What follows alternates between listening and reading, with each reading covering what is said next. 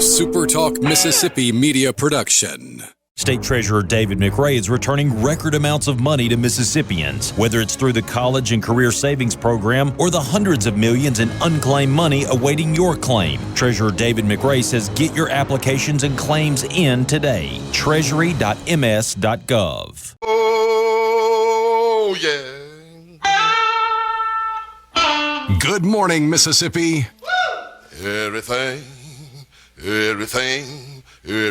gonna be all right this morning. Mornings with Richard Cross. Oh, yeah. Here on SuperTalk Mississippi. Woo!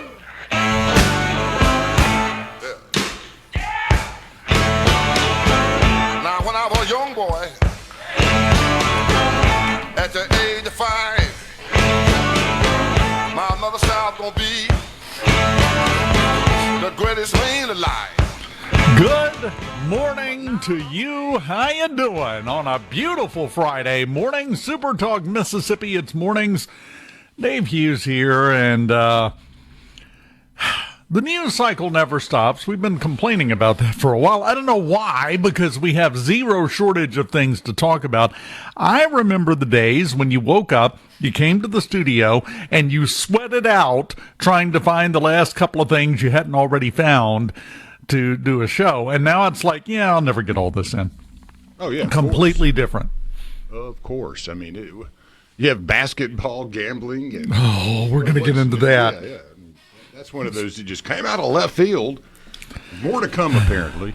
Oh, yeah, and I suspect it'll spread to other sports because you can't tell me the mafia was just interested in basketball. Well, that's what worried me a little bit about all the college gambling was, if you think that the organized gambling world is just people going to a casino and placing an order and going, yeah, I hope my team wins. Maybe, that's what a lot of people, do. They enjoy putting a few bucks down and hopefully they'll win a 2-to-1 or a parlay or something. That's generally, though, not the ones that are paying players to throw games.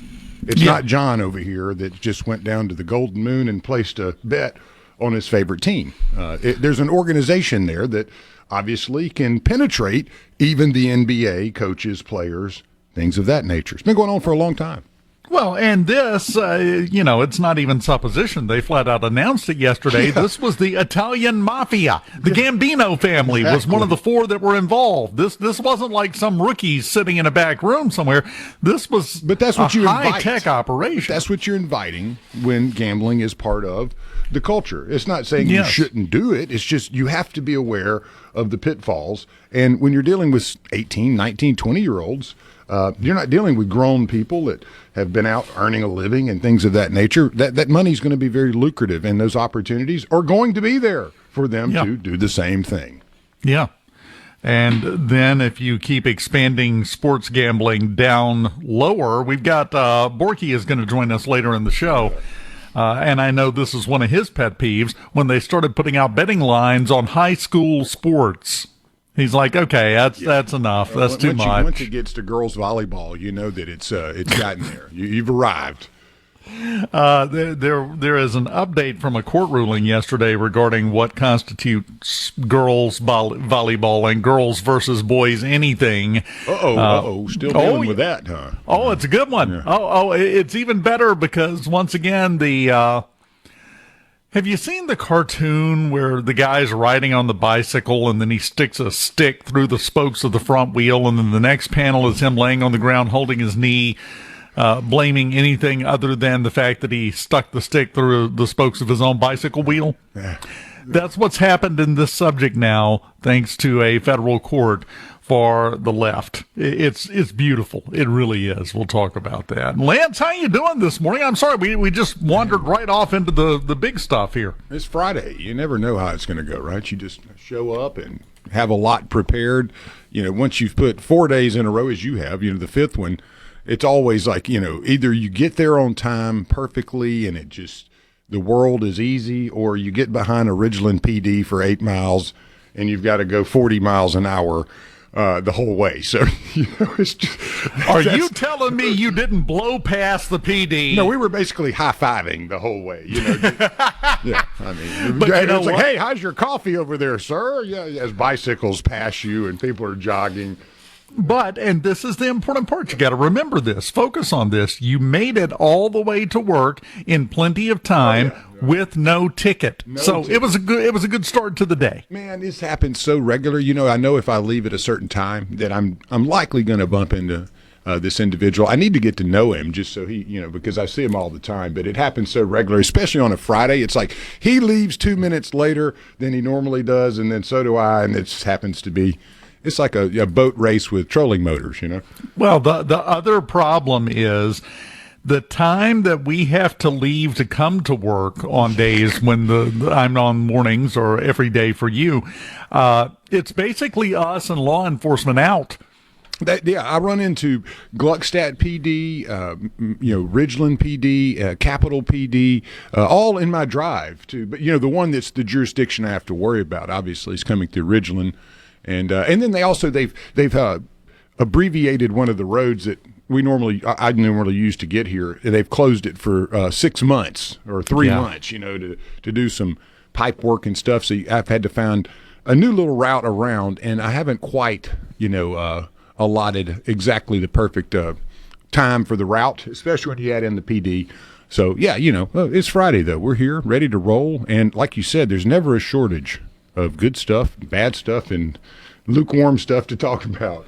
Oh, there's all sorts of stuff. We're also going to get into the White House thing. Several days this week, since Tuesday, actually, every day I have dropped what I was doing and ran home to make sure everything was okay and my wife didn't need help because somebody told me that President Trump was destroying my house. But I get there and it's fine. Yeah, it's just funny how that works, huh? Yeah, well. Little construction, and all of a sudden, it's something.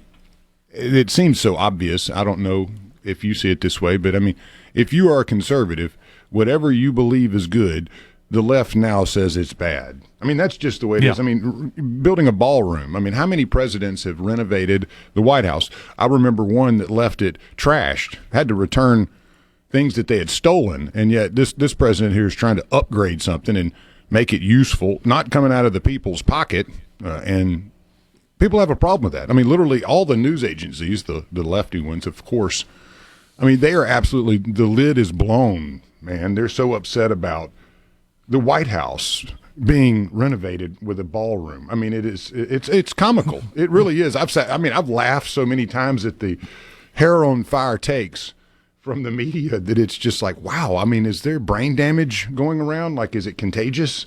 If President Trump came out in a press conference today and explained that eating is good for you, you must eat and drink something every day to have a good, healthy Republican lifestyle, all the Democrats would starve themselves to death within the next 2 weeks. They would just be gone. It's just it's bizarre how something can be so polarized. And yet in a country I lived in and grew up in, it didn't seem to ever really be that way until we had one specific president not too long ago named Barack Obama. It's just odd how things can change on a dime like that. And you saw it coming. Everybody did. And no one wanted to believe it, especially the right. And, this can't be what's happening. This can't be what's going on. Well, no. there was one specific action that President Obama took that has led to where we're at right now and exactly what you're talking about. We'll get into that next hour. I've got a whole thing here about all of this. Don't bring up the weather. It's not going to be a pretty weekend down here. It's going to be all over the place. You get to start out with basically in Greenwood area, the Delta high near 81 tonight, 57. You start picking up some opportunity for rain tomorrow, about 20% chance after 4. And then through the evening, it looks like there's going to be some pretty good opportunities at rain as well in the Delta through Sunday and Sunday night. Getting back to Monday, though, it kind of clears back out. So the weekend's going to be soupy in the Delta. Corinth, Mississippi, going to be a little less worrisome in that regard. 71 today, 51 tonight, 75 tomorrow, 30% chance of showers after 1 tomorrow, around 64. And then you'll also have a 70% chance tomorrow And then just a little bit likely on Saturday night. On Sunday through the day as well. So you'll have about 70% chance there, and Sunday night a little bit as it kind of wanes. But it's from the north to the southern part of the state. Looks like it's going to get wet, especially over in the Delta. And then I got Shibuya, Mississippi here. And I saw this yesterday, patchy smoke before 1 p.m., and that's maybe some wildfires and things that have been going on. It's similar to fog, but generally happens early in the morning. It's going to be a nice day, 82 tonight, around 54. Saturday, partly sunny. Saturday night, you have a chance of showers coming into the east side of the state, 30%. And then same as Sunday, you're going to have rain pretty much through the day and evening. Clears back up on Monday. And then let's see here. In your neck of the woods, the Gulf Coast upward, going to be about the same. Forecast 80, 64 tonight. Tomorrow, about 80 degrees. And again, 30% chance of showers, get up to 70%. And on Sunday, so Sunday night rainy, and then Monday back to clear. So it's basically a copy and paste forecast throughout the state.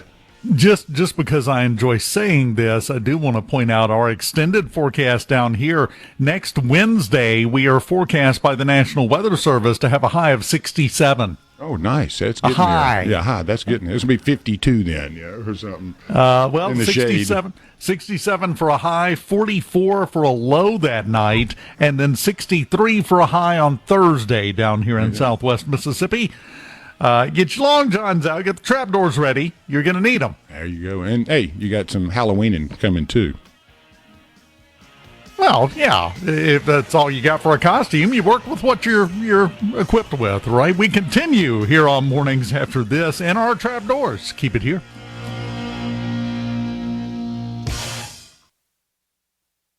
From the Venable. Ladies and gentlemen. Here we go. Now back to Mornings with Richard Cross. Now that's entertainment.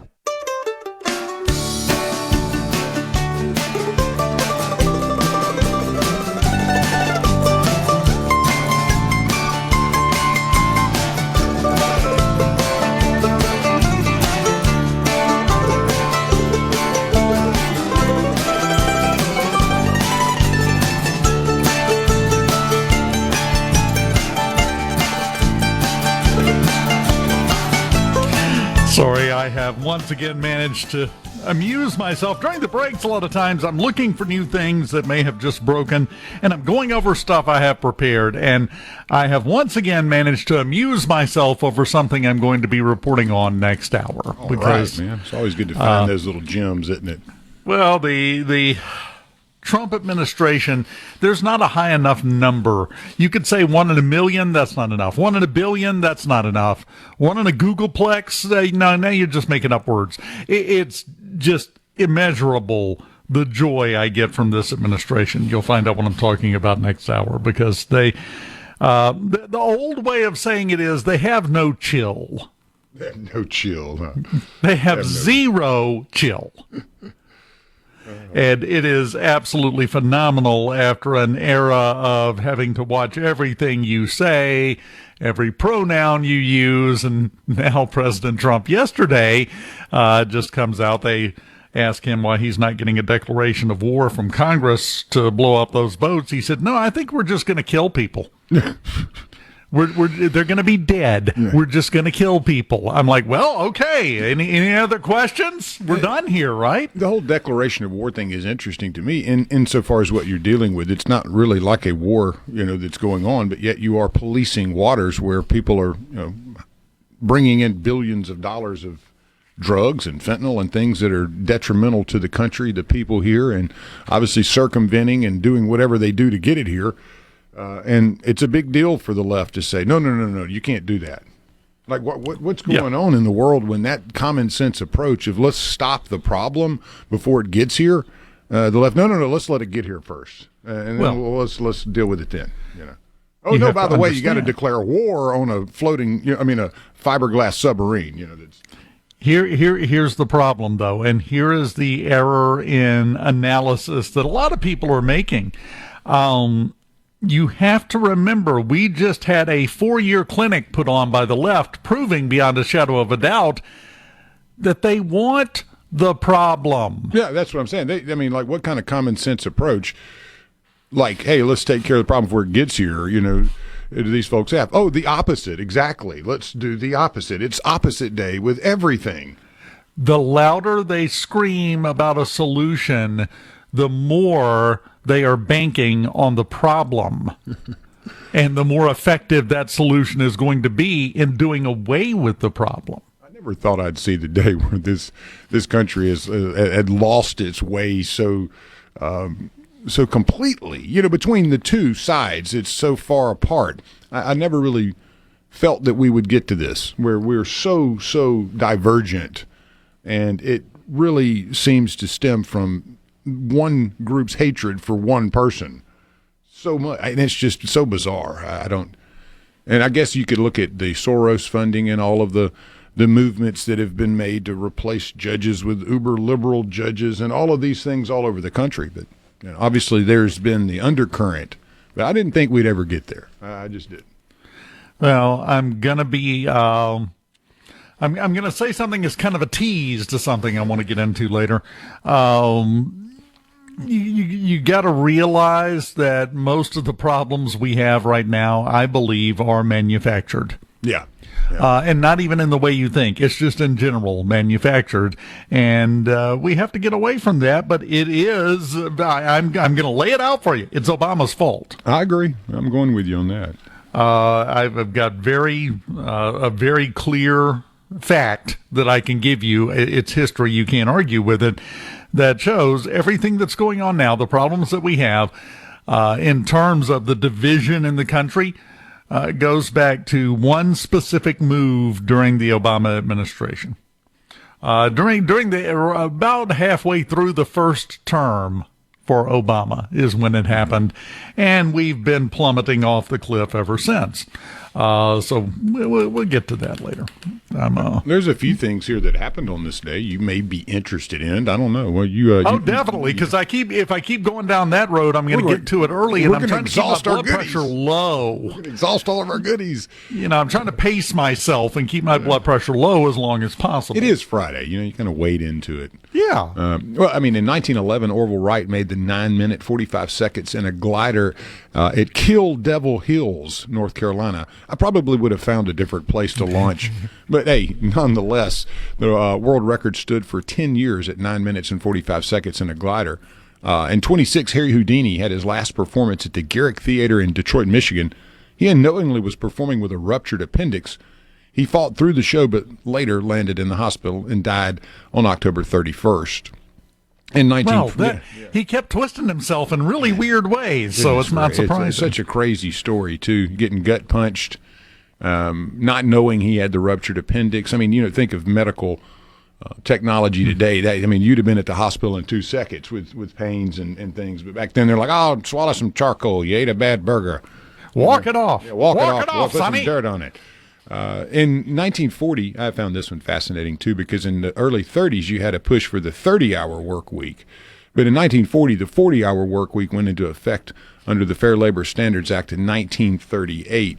You've also had a move recently that really began in 2023. The 32-hour work week was proposed. It has not yet been logged in federal law here, but obviously other countries have tried it. One they like to talk about is Spain. Well, a place that had the siesta. It was like a 30-hour work week.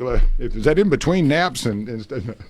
But you always hear positive stories about going to the 32-hour work week, or the 4-day work week is creating more positive outcomes and more productivity, more employee satisfaction. I'm curious, because it's been a debate for dang near 100 years. Do we need to be working 30, 32 hours, or do we need to be working 40 hours? And again, I'm not sure the answer to that. I'm sure some of our listeners out there would have a great opinion on it. And I'm curious if those of you who have moved to the 4-day work week or the 32-hour-ish work week at your company, how has that benefited the company, you, and maybe the bottom line? Because it's one of those I've always been fascinated with. How much is enough work, right? Well, and that's the thing. People. One of the arguments I've seen against it is, well, only 4 days in the week, never going to get anything done. Everything is going to be horrible. Productivity is going to drop. Well, productivity is not directly connected to hours worked. If I think it should be 80, 90, 100 hours a week, right? Then the productivity will go through the roof. Yeah. Now, mind you, you think parts are falling off of planes now. Make everybody work 100 hours a week. Let me know how your quality goes. Yeah, you have to have the old, was it the Bugs Bunny where they put the toothpicks in the eyes and basically standing there a zombie.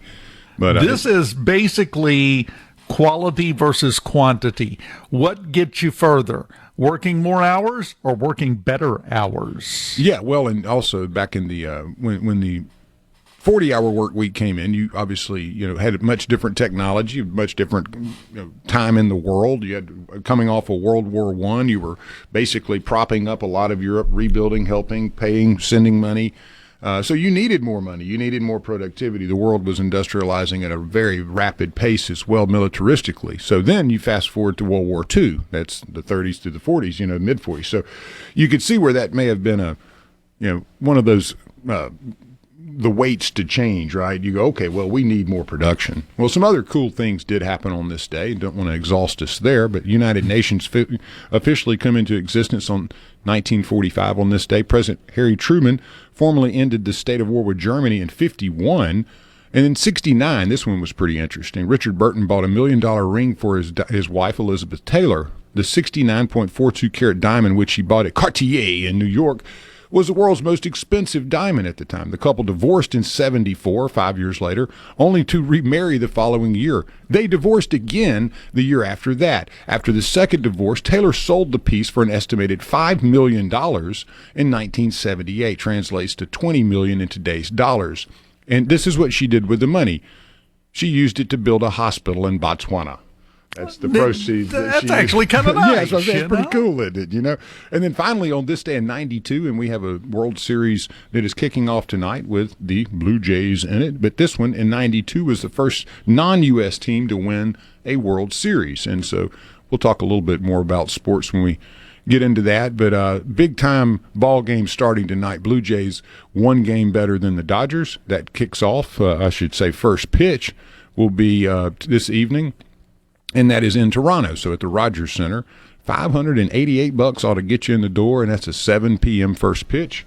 And that's what I got for you in this little segment.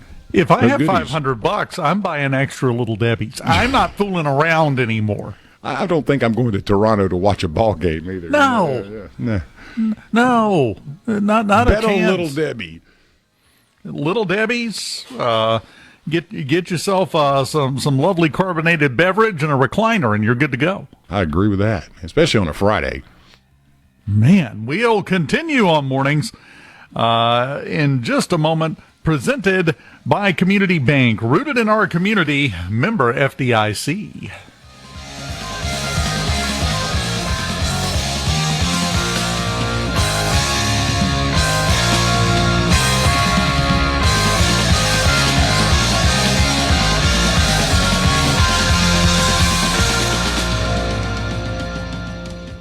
From the Seabrook. It's time to switch on. Mornings with Richard Cross. On SuperTalk, Mississippi. Yeah!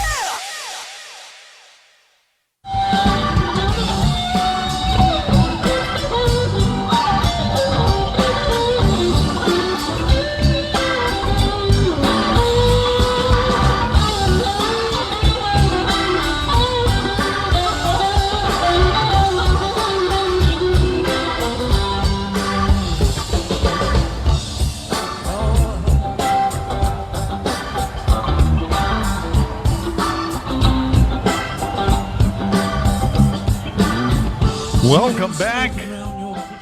Mornings on a Friday morning on SuperTalk, Mississippi. Dave Hughes here, Lance in the booth, and we're getting down to the nitty-gritty on high school football, aren't we? Yeah, it's being Friday night, I know my alma mater, Northwest Rankin, has their homecoming tonight. Some have already logged that, which is a significant day in high school, as you know. It has turned into, I think, more of a week of, a celebration, which I don't blame them. enjoy it because you'll never get to go back to high school again, and that's a good thing. You move on, but it's always fun to be a part of high school football and the pageantry of it. And yeah, we're getting to the back end of this thing. SAA is about a little over halfway, and then MAIS is generally a little bit further along. So yeah, most every game now is ones that count, region games, and every now and again there'll be that non-region game thrown in there, and it really throws you off on a Friday night because you think, oh, this time of year everything is a regional game, but every now and again there'll be one that's not. But yeah, most all these games are very important at this point, and I'm glad we'll have Borkey on because Michael and JT have done an amazing job with Hartfield this year, and it's been a lot of fun to listen to them. I hope some of our listeners have tuned in. Very professional, and they have a lot of fun doing it. And it was a rough start for Hartfield, but they've kind of flipped the script a bit and seem to be playing better ball and coming in hot here in the back end of this thing. You know, you mentioned homecoming, you mentioned big games, you mentioned big deals. I got to give a shout out here on SuperTalk Pike County. That's the studio I do mornings from. We carry the North Pike Jaguars. There you go. North Pike has had a rough year. They got off to a rough start. New coach came in, Paul Anderson, friend of mine, great guy, came over from Park Lane Academy. They went 0-6. Yeah. Well, Friday night for homecoming, they had 7-0 South Jones. That's right. They beat them. That's the thing about high school football. It's so much different in college. I mean, generally, every now and again, you'll have a game like that where a team that hasn't won a game or has won one comes in and beats a much better team. It happens all the time in high school football. And you'll show up on a Friday night, and some of the games will be 54-28, and then you'll go one Friday night, and everything's a 1 or 2 point game. So you really just never know what you're going to get. And that's one of the most beautiful things about it. It is unpredictable, very unpredictable. Even the best teams, like you said, the West Jones coming in and getting popped.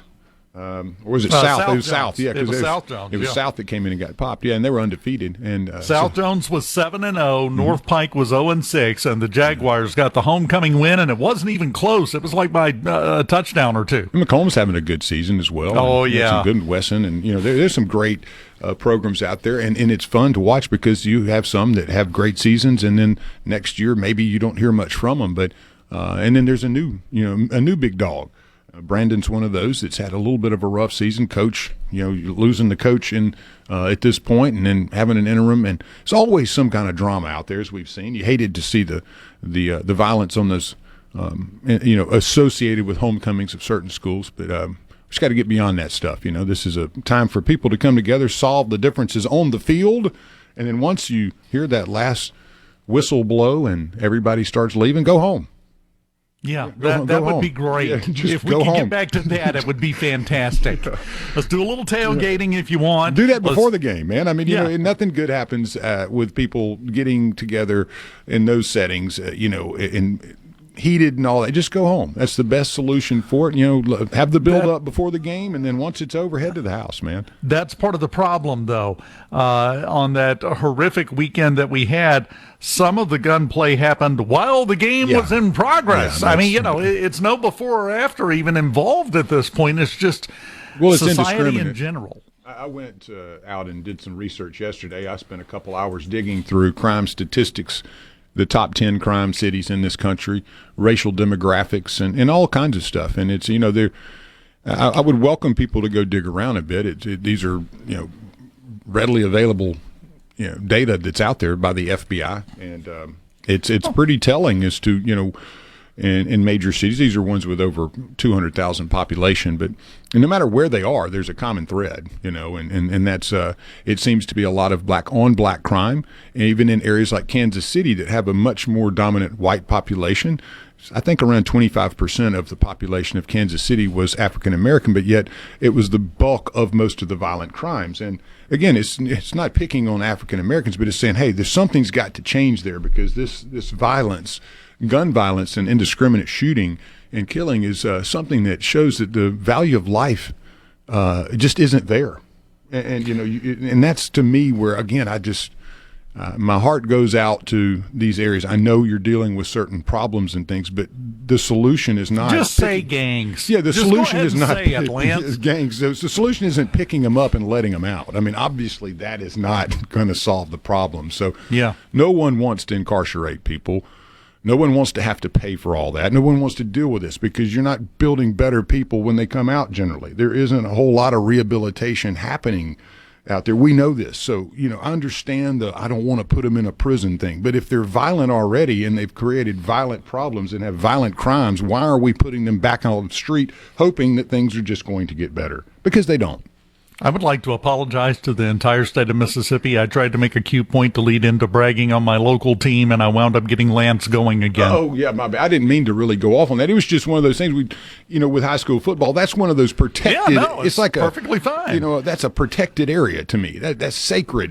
This stuff should not happen ever, but it does, but especially at a high school or a junior high. These high school shootings and these things, the terrible, evil people that do this stuff, that is what they are. They're terrible, evil, horrible people. You don't go into a school and start shooting people up and on high school campuses and things. That's insane. And anybody that thinks that's just the way it is today, you're insane. Now, unfortunately, everyone's been programmed and led to believe that. Again, I defer once more to next hour. Trust me, we're going to get into these. It all ties back into that. Yeah. Well, and hey, by the way, we did have a fairly action-packed evening in Mississippi Community College football. As always, some of the best football you'll ever watch and get to enjoy. Full slate last night. Northwest beat Holmes 45-10. Mississippi Gulf Coast 56-3 over Coahoma. See how these games go? You see what I'm saying? They're like high school. You never know what you're going to get. Colin put it on East Central 28-3. Hines with a 56-13 victory over Pearl River. Northeast 41-14 over Itawamba.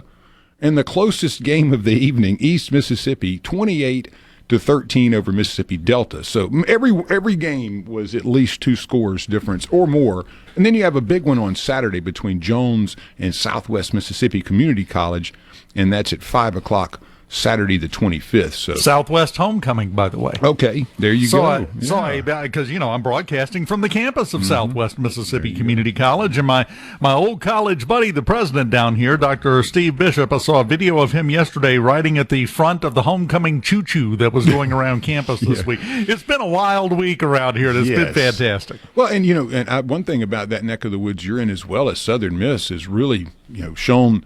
Hiring a new coach and bringing in a bunch of players and creating a very disciplined structure has worked out very well to this point. Got a big game this weekend. Their homecoming, ULM, coming into town to the M.M. Roberts Stadium. That's a 2:30 kickoff. Hopefully the hairdos won't get melted and everything will look good. Won't be flooded down there, but you never know how that'll go. But Hope Southern has a wonderful homecoming, and it's such a great season for them so far. You got to finish strong, 5-2, 3-0 in the conference, in a 3-game win streak, 3-1 at home, 2-1 away. So playing good ball, man. I'm just very excited about Southern Miss and seeing the future being very bright for them as well. Ole Miss, I got a tough one, I would say. After that's such a nice way to put it. Going on the road and kind of, losing your way there at the end of that Georgia game. Now you got to travel to Norman, where our bud Caleb Sailors will be headed up there today. I know Gerard, I believe, is going as well. But that's number 11, Oklahoma, hosting Ole Miss, 11 a.m. ball game there. That'll have a lot to do with how the playoff situation in the SEC shakes out a bit. I think this is one of those games that really will have a lot of impact on that. And then Mississippi State hosts Texas. It would be a great opportunity for State to get a key win. Texas is very beatable. State can do it. I know State's had some injuries and things like that, but you've seen the opportunities for State to close out some games and hadn't been able to do it. Hopefully this is the one where they'll find that big win, and Jeff Levy will get that 3:15 start. That is tomorrow, and that is. Do you know how many people I have had this week that have walked up to me? Because I've got a lot of friends that are State fans, went to State, been State fans for their whole life. Yeah, usually when I say something nice about State, I'll get crushed on the text line. But do you have any idea how many people have walked up to me this week and said some variation of the phrase, just kick the field goal? Yeah, well, there's a little bit of angst out there right now, I'm afraid. There is, and rightfully so. Those are opportunities. I can't tell you how many of those as an Ole Miss fan I've witnessed, and I was in the stands at the Immaculate Deflection way back in the old days. So my memory goes back to that's how that rivalry goes, and generally it is hair threads that separate the two. So what I'm hearing is you were ruined from an early From age. the very beginning, yes, sir. Yeah, it makes perfect sense. When we come back, we're going to do the opposite of ruining. We're going to make it better for some folks because it's time to talk about the Mississippi Lottery, and we'll do that next on Mornings. Keep it here. From the Venable Glass. Mornings with Richard Cross. People want to hear the truth, man. That's what we're going to do. Super Talk, Mississippi.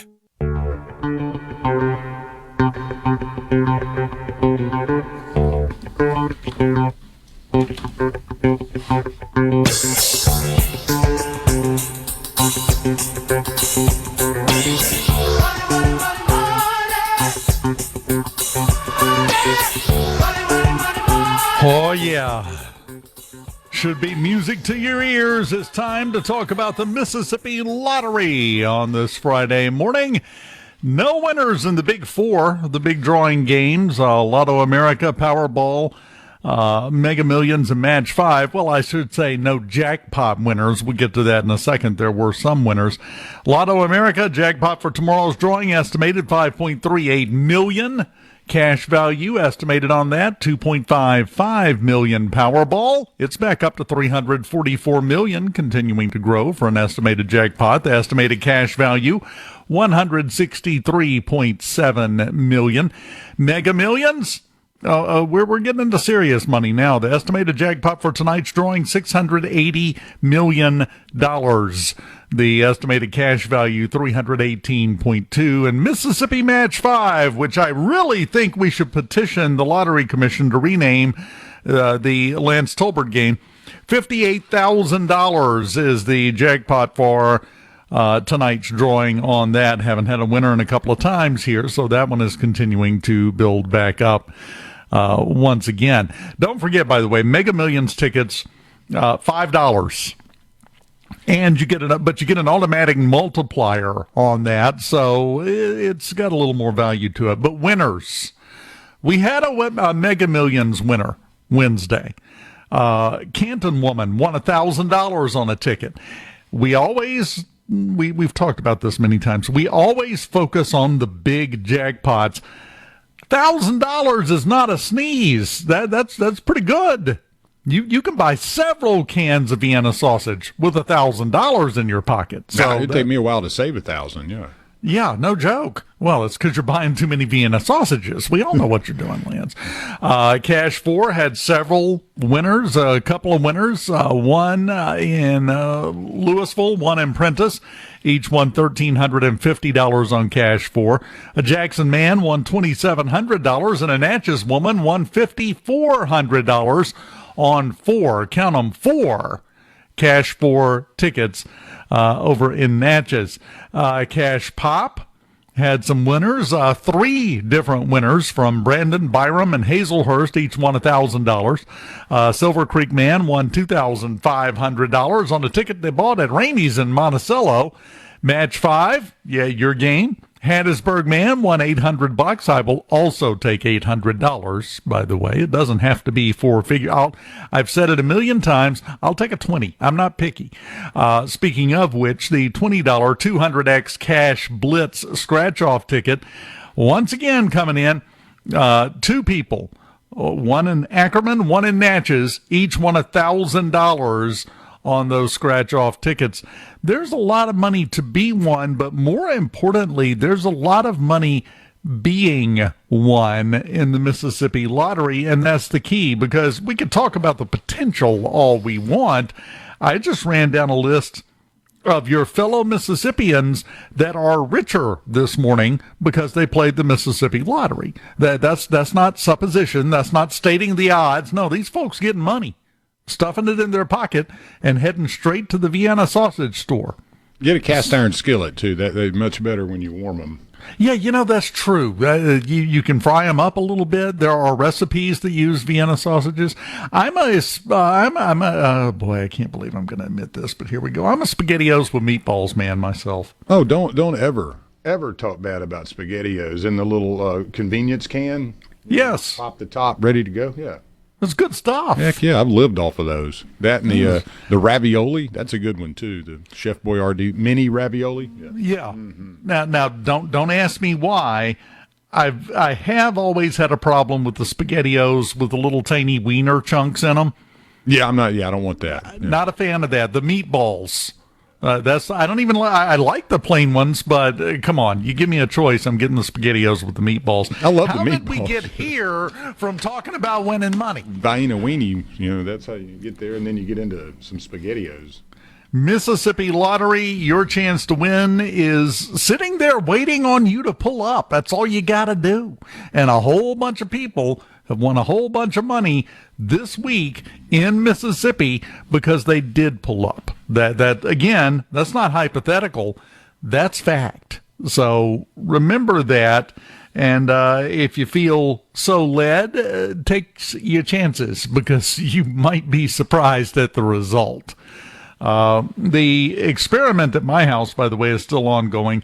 With the various Mississippi Lottery scratch-off games, and right now, because we've been tracking it, because I track these things, I'm curious. I'm nosy, as I've been called many times, and so far this year, my wife is ahead of the game. She has won more than has been spent on scratch-off tickets. I thought you were going to say that she was won more than you have, but she's won more. That's a given. Yeah, okay. She's lucky. See, she's lucky to have you. Here's a little marriage tip for you. We get scratch-off tickets. She wins when we don't have a winning ticket. Well, I didn't win anything. She's the winner. I'm the loser every time. And I cheerfully take that on as the burden of a happy relationship. You got to know how to do that stuff, man. Obviously, I wasn't good at it. No, hey, it's my third time around on the merry-go-round. I'm not going to say I'm giving out good advice necessarily, but so far. The views and opinions expressed by the hosts, guests, and callers on this show are not the opinions of TeleSouth Communications, its management, or advertisers. What are we going to do? Rise and shine with information and insight. Check it out. Mornings with Richard Cross, SuperTalk, Mississippi. Somebody told me when I first got to Nashville, oh, you finally got it made. Old Hank made it here. We're all sure that you will, but I don't think Hank done it this way. Did old Hank really do it this way? Welcome back. SuperTalk Mississippi Mornings. This hour of mornings brought to you by MWG Employer Services. Running a business is tough. If you're struggling with HR, benefits, and payroll, you, my friend, are not the Lone Ranger. That's where MWG Employer Services comes in. They can give you a full range of employer services and a custom plan that fits you and your business. You can call today at 601-206-7966 or go to mwgemployerservices.com to find out more. What was Lone Ranger's horse's name? Silver. There you go. I thought I'd catch you sleeping there for a minute. No. Silver! Hi-oh, Silver! Yeah, a better question is, what was Tonto's horse's name? Do you remember? Oh, yeah. Okay, well, let's see here. That's why I asked a question. Scout? Yep. Okay. That's correct. Okay. It was Scout. I had a dog named Scout. He was awesome. I had a dog named Tip because he had a white tip on the end of his tail. You got to, I always found naming a dog, it takes about a week. I don't know. I've never named one immediately. Always let them kind of do their thing and then go, okay, that's his name. You're definitely a Bob. Come on, Bob. Let's go. Nobody names their dog Bob. Now that I've said that, we're going to get people explaining how they've been feeding SpaghettiOs with weenies to their dog Bob. Yeah, as long just don't have the pork. They say pork's not good for dogs. So. Yeah, that's a good point. Yeah. And somebody on the text line, Dave, said that canned smoked oysters are better than Vienna sausages. Now, I'm not going into that, okay? But I will say I've never had a canned smoked oyster. No. That sounds a little scary to me, but I don't know. It's like canned fish at the gas station. I don't know. I feed that to my cat, And he looks at me like I'm crazy sometimes. He's like, why did you throw this chunk of Albemarle out here? I'm like, what's out of a can, buddy? Well, I got a bad start with oysters in my youth because they hurt so bad for me to eat.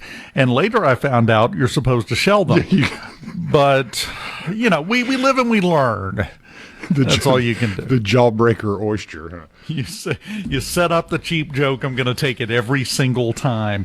All right. Speaking of which, we were talking last hour, and just in general, we see the nonsense going on that's been going on for a while, and we talk about it all the time, how everyone is at each other's throats. They don't seem to be making sense half the time, and it seems that our entire national identity now revolves around meaningless fights over nonsense things. You can trace that back, my friend. July 2nd, 2013. It was actually, they started working on it in 2010. Basically the first year of President Obama's first term, because he was president from 2009 to 2017, I think it was. Yeah. 2016, whatever. July 2nd, 2013, the Smith-Mundt Modernization Act went into effect. After it was put together in the first Obama administration, debated, and then they passed it. Now, this, as usual in Washington speak, was represented with the glowingest of intellectual-sounding terms. The modernization of Smith-Mundt will facilitate global connectivity and audience engagement and will provide greater transparency into publicly funded broadcasting. That's a direct statement from it. Functionally, what it did, it allowed the United States government, through broadcasting and other means, to engage in propaganda that had been illegal up until that point. Propaganda, what purpose does it serve? It serves the purpose to infect the population with ideas, cause them to spread, and basically help foment conflict. That's what propaganda does, right? Tries desperately to change the narrative. Ever since then, if you go back, you go look at, the year 2005. We didn't have all of this going on.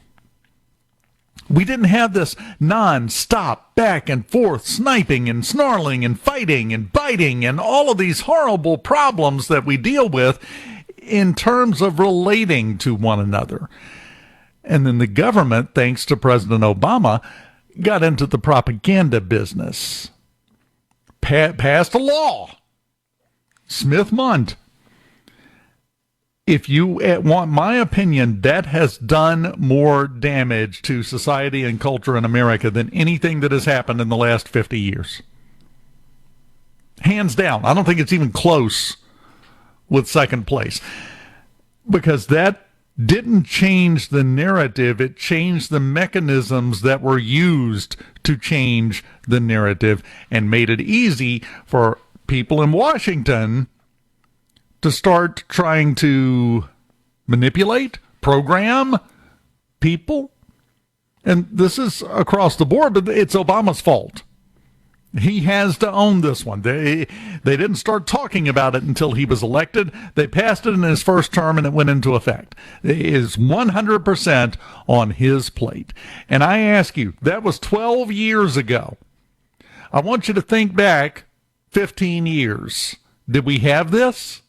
Was everybody at each other's throats 24/7?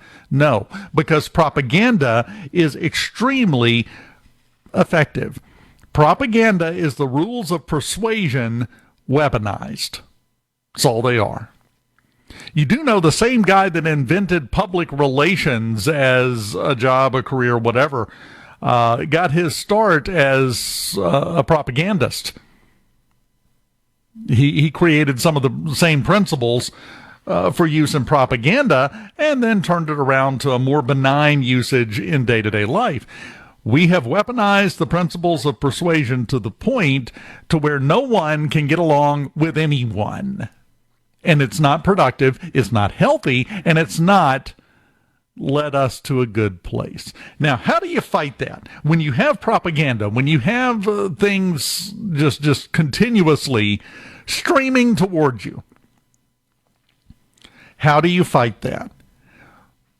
President Trump, and by extension, the Trump administration, those that have come in and bought fully into his concept of how this works, like-minded people, know how you fight that. They're very good. And the Trump administration, I want to point this out, is very good at things and at levels that most people don't realize. How do you deal with it? And I mentioned one example last hour, ridiculously visible and obvious bluntness. Don't tippy-toe around anything. I referred last hour to the fact that a reporter was asking President Trump yesterday if he was going to go to Congress and get a declaration of war against various random Venezuelan boats. Okay, whatever. It's a nonsensical question on its face, but we'll go with it. And his response was, no, I think we're just going to kill them. That completely defangs the purpose of the question and the purpose of the narrative, because we want to make him out to be an evil guy, and he goes, no, we're going to kill him to save more lives. They're just going to be dead. Next question. And that serves two purposes. Number one, you're not going to come up with anything that you could more semantically charge than the President of the United States saying, no, we're just going to kill him. You can't top it. You can't top President Trump on these things. And number two, it gives them a stalking horse to use on the press, on the propagandist, on everyone else, and get them talking about what he said and what he did rather than the issue they were trying to build something up over. It really is every day a master class in mass psychology, propaganda, and persuasion techniques to watch the Trump administration work. I mean, let's go back to the campaign. You remember, Lance, when Margaret Brennan was interviewing Vice President J.D. Vance, well, not yet Vice President, and she was trying to make a compassionate point about something, and it went viral everywhere because J.D. Vance looked at her and said, I really don't care, Margaret. Oh, yeah. And everybody went, but you know what? He had a point. And it worked. Yeah, and they won. That's how you deal with the propaganda, but it all goes back to President Obama. The first term of the Obama administration and the Smith-Mundt Act. Go look it up if you're not familiar with it, because nobody really paid attention when it was passed. We probably need to take another little peeky-poo at that now and possibly adjust it or just, blow it up in the Pacific Ocean. That will work too, as I'm not picky at this point. Coming up at the bottom of the hour, Jay McDaniel joins us, but we continue with From the Venable. Reaching across the state and across the aisle. Mornings with Richard Cross on SuperTalk, Mississippi.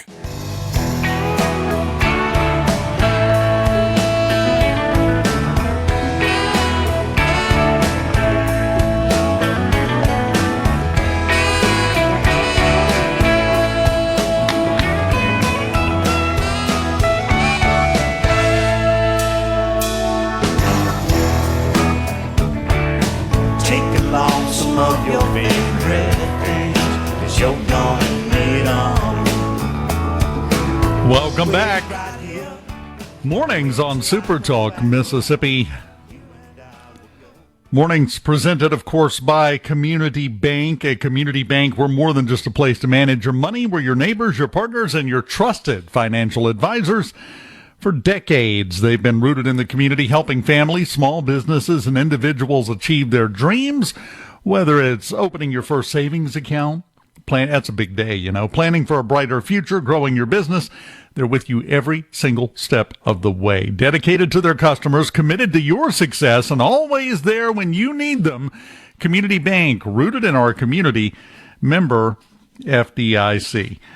Lance, I absolutely love a great example of what I was talking about in the last segment, that the Trump administration is absolutely masterclass level at dealing with propaganda and nonstop nonsense coming from the other direction. Do you ever go visit the White House website, the official website? Here and there I do, yeah. It's just for the a document or so that they may have put out as a notice or a memorandum, but no, I haven't, don't go to it too often. Well, they keep changing it during the Trump administration, adding things to it. I'm talking about whitehouse.gov. You can go look at it for yourself. On whitehouse.gov, they have a page called About the White House. And they've had it up for a little bit, the expansion stages, the expansion plans for the East Wing, where they're building the ballroom, where everyone is losing their mind and trying to turn this into an attack on democracy. I have heard the ballroom plans referred to as a true example of authoritarianism. Obama had the tennis court changed to a basketball court, but that was fine. Wasn't it Truman that gutted the whole thing? Yes, he gutted the entire White House and remodeled it because sooner or later every building has to have that, right? It's kind of the way it works. The East Wing that he's in the process or has apparently finished with the demolition work on it wasn't put in until FDR. He built that. That was fine. Everything else that's ever been done is fine. This is an authoritarian move, turning it into a temple for Trump. So at whitehouse.gov, you go over there right now, go to the About the White House page. That's at the top, the East Wing expansion stages. Then you go down and they've got the major events timeline. This is major events in the history of the White House. It starts with our first president, George Washington, selected the site for the White House in 1791. The next year, the cornerstone was laid, so forth and so on. After that, rebuilding after the War of 1812. 1824, the addition of the South Portico. 1829, 1830, the addition of the North Portico. 1902, addition of the West Wing. 1909, the addition of the Oval Office. 1913, addition of the Rose Garden. I'm getting there, just wait. 1934 to 42, the addition of the East Wing. What Lance just referred to, Truman, in 48, total reconstruction of the White House. Now, this is all up on the whitehouse.gov site now in response to what's been said. 1970 to 1973, the addition of the briefing room. That's a very recent development. And then that Trump touch enters the timeline. Yeah, where the Stanley steamer had to show up pretty quick on that deal. 1998, the Bill Clinton scandal. 2012, Muslim Brotherhood visit, which includes right above it a picture of President Obama dressed in full Muslim gear. 2020, tennis pavilion. 2023. Underneath one of the famous pictures of Hunter Biden with the cigarettes hanging out of his mouth, laying back in the tub, obviously seeing colors that have never been invented. He's on something from the look of him. The headline for that one is Cocaine Discovered at the White House. You remember that just a couple of years ago. 2023-2024, Trans Day of Visibility shows Biden with some trans people, including folks, topless, covering certain parts. Got that on the official timeline. North and South flagpoles, where President Trump just had the big flagpoles put up. Rose Garden renovations that have happened this year. Oval Office renovations, which have happened this year. None of that caused concern for anyone. And then at the last, East Wing renovations, and talks about what they're doing from there. This is how you deal with it. A whole bunch of facts, and mixed in there, by the way, we found Hunter's crack. Well, you can imagine the Democrats' favorite president of all time outside of Bill Clinton is FDR. He's the one that expanded the West Wing and all this stuff, addition of the East Wing. Maybe that's the big, hubbub, is they're all upset that their guide you're destroying something their God built, you know. Well, my favorite part is Hakeem Jeffries said live on the air in an interview yesterday that Democrats were going to launch an investigation into the donors that were funding this addition to the White House. To my knowledge, the first one, President Trump's known for this, but outside of President Trump, the only one that's been done, major renovation to the White House, that was not paid for with your money, with taxpayer dollars, and that should not be allowed to stand, according to Discount Obama. Well, as long as George Soros funded it, it would be fine. So yeah, if he did it, it would be great. Great. Oh, it's him? Okay, good. Yeah, we'll roll right along. Let's say, do you need help digging? I can be there. One of our listeners, Rich in Biloxi, sent an image of the part of the East Wing that is being demolished, that was demolished Monday, and it's basically a sliver of the entire structure of the East Wing. So it's a covered walkway. Yeah. Like I said, I think there's got to be some. I don't know, man. Maybe the FDR connection. That's the big problem. I don't know. Anything you take away that he did is going to be evil. The problem that we have right now is the Democrats are trying to imitate President Trump by using a flood the zone technique. We're going to get thoroughly upset and visibly angry about everything he does, no matter what. The only difference is he does it with a twinkle in his eye, and they come off like raving lunatics every time. I think you made a good point, too, with the narrative and how Trump has been able to field the hot ground balls and the high fly balls and doing it with somewhat of a twinkle in the eye, as you just put it. Yes. It's not a hollering and screaming. But on the other, he has been very quick to put reporters and others in their place with, as you said, names and things that, pet names he has for folks, or you're terrible, your entity's terrible. I mean, his ability to get straight to the point is probably unique, I would say, of any president we've ever had, especially in this term. Well, let's talk about framing for just a second, because when people see things happen, they immediately, even if it's just subconsciously, try to relate it to something that's happened to them in their life to get a little perspective, to get a handle on what's going on. Most of the time, the way you see Trump deal with these things that are thrown at them is very reminiscent and brings thoughts to your mind of the class clown you had in school. Everybody had one. Always had a ready remark, always had a comeback, kept everybody laughing. That's the image it portrays. Now, what did you call the person that picked on the class clown? What was your opinion of them? They were a bully, weren't they? So now, by doing this, just by the simple method of being himself as hard as he can be, which is always the recommended way to live life, in my opinion, he has managed to frame them as bullies. That's what they look like. That's what they sound like. That's what they feel like, because they're picking on the good guy that helps everybody have fun. I cannot overstress how masterful the psychological techniques are that are being used by President Trump and the Trump administration to do this, because that's the thing. Propaganda works both ways.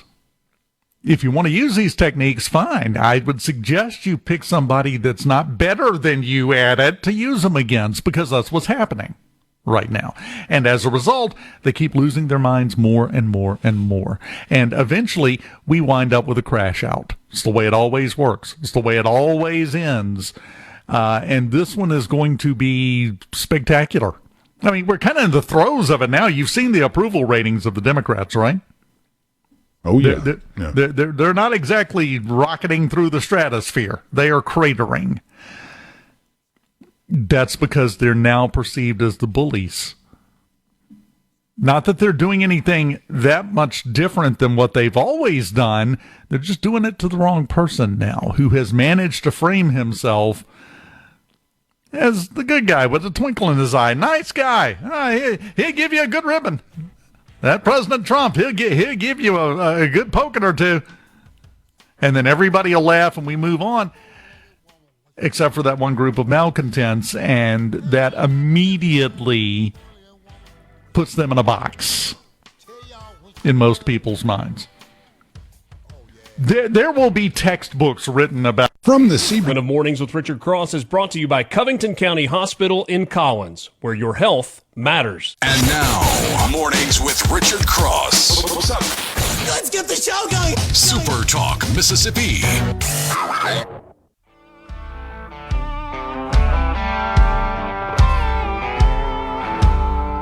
Blacktop down in the ditches, hitching a ride back to where I'm from, catching secondhand smoke or a Greyhound bus.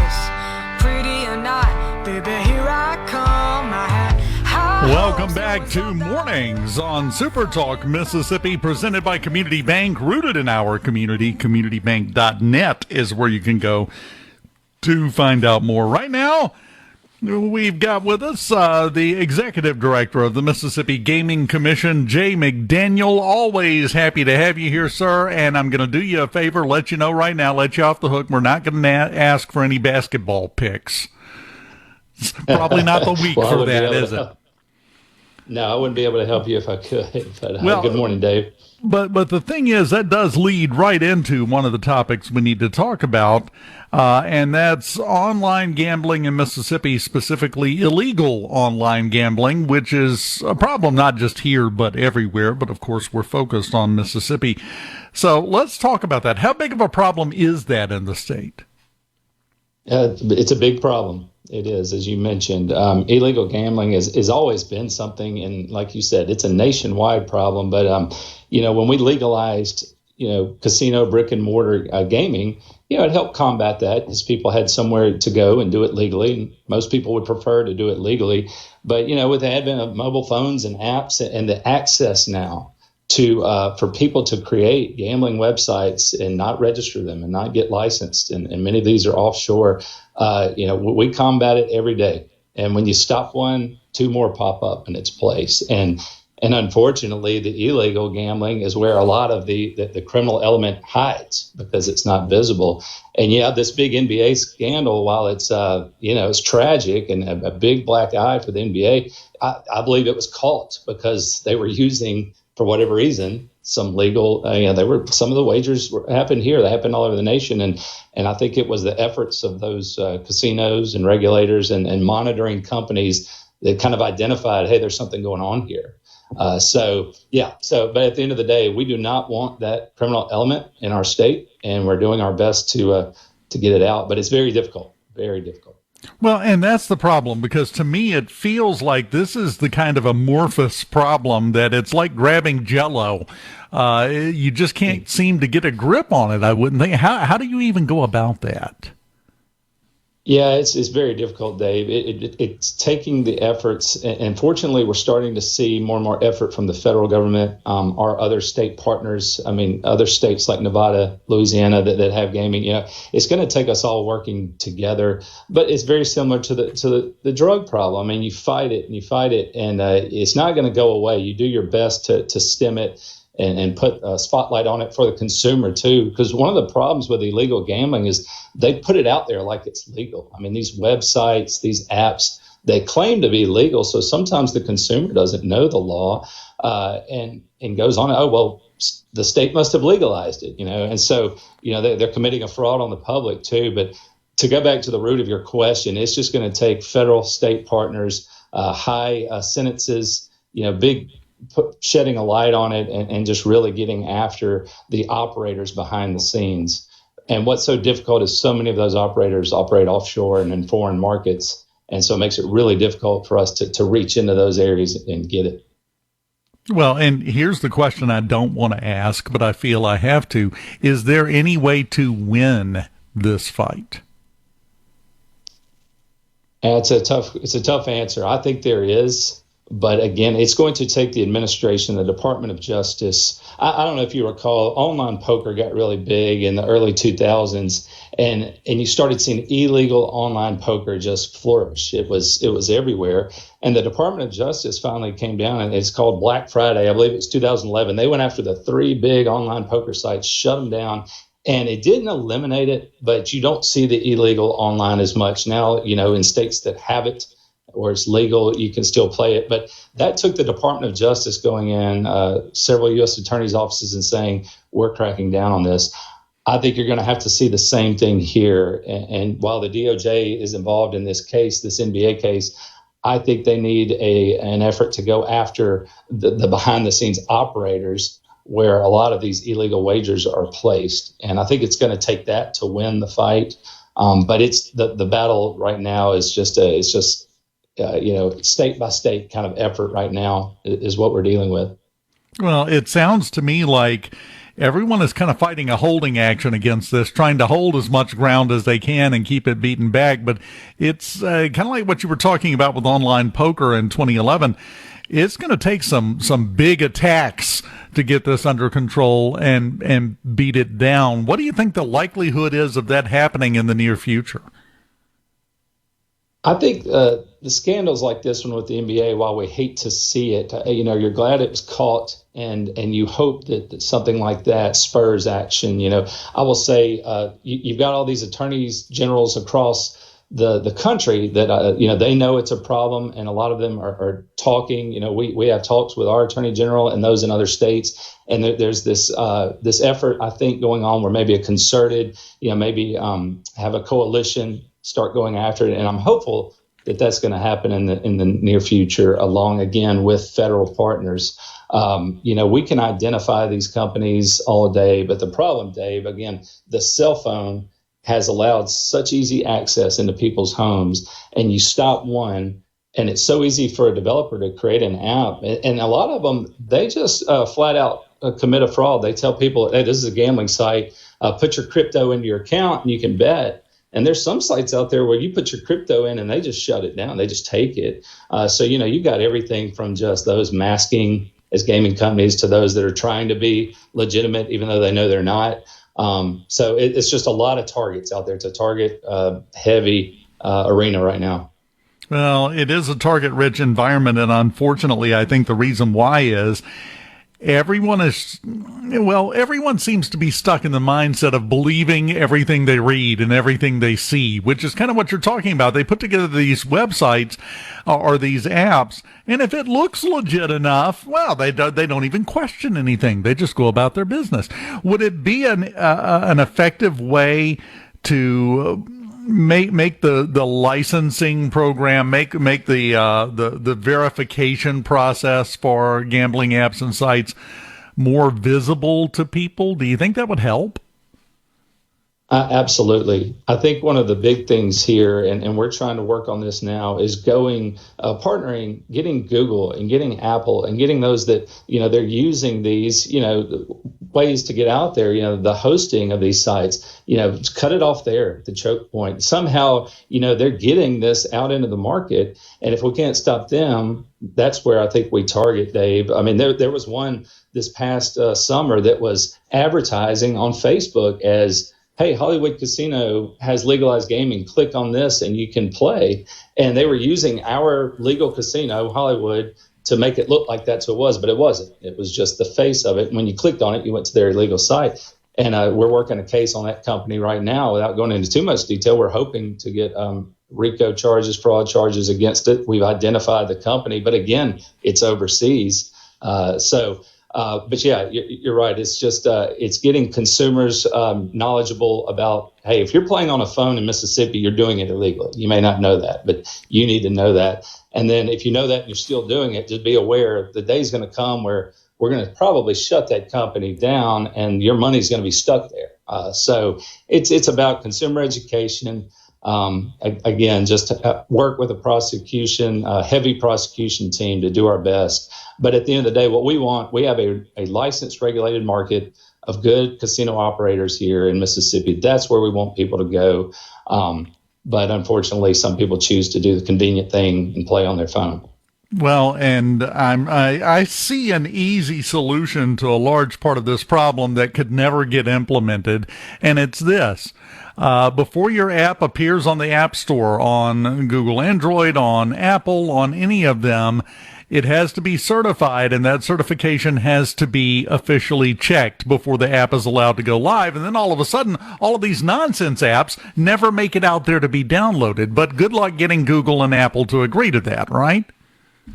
That's the effort. And when I say federal, that's part of it, Dave, is that, the DOJ, not just from a criminal aspect going over after the operators, but we have, licensed companies in our country, start putting the squeeze on them to follow, like you said, licensing efforts to make sure, because these apps, they target, underage. They don't care about responsible gaming, the things that we try and put in place. That's, it's the Wild West once you're on one of those illegal sites. So, yeah, you're exactly right. And I'm hopeful. I really am hopeful that 2025, 2026, we're going to start seeing a lot more coming to fruition in that area. Well, we're up against the break. Can you hang around through the break? Because I'd love to get your take on what you'd like to see happen in the upcoming session of the Mississippi legislature. Can you stick around? I can. Fantastic. We're talking to Jay McDaniel, the executive director of the Mississippi Gaming Commission. I am just quite frankly shocked you're not up on the young people's lingo these days. When I said, could you stick around, the executive director of the Gaming Commission should have said, bet. It would have been perfect. Yeah, we got to work with you, but you're getting there. You're doing fine. My kids would have not let me live that down if I'd done that. Well, that's a fair point. Sometimes we just can't pull it off, right? We'll continue talking to Jay McDaniel after this on Mornings on SuperTalk Mississippi. Keep it here. And while my hands make a living, my mind's home loving you. From the Venable Glass. Grab another cup of coffee and start your day right. Mornings with Richard Cross here on Super Talk Mississippi.